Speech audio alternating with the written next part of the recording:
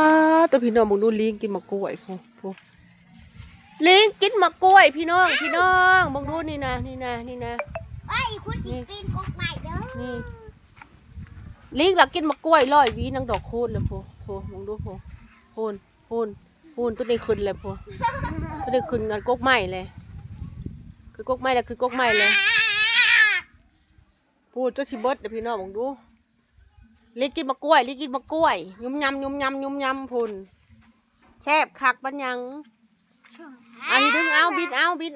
แป๊บพูนตัวนี้แห้งลิงโทนอยู่พูตัวใหญ่คักอันนี้ค่ะ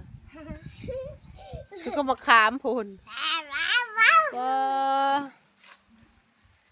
ต้องหนุ่มกินมะกล้วยต้องเธอคือกกไม้ลิงโทนลิงอันนี้กินมะกล้วยอยู่เครือนี่แซ่บมาแต่หงเฮียนเด้นี่นะแซ่บคักเลยเอ้ากัดงับพูนแซ่บคักเลยซุกน้ำกระบะทานกล้วยก็ได้ว้ายพูน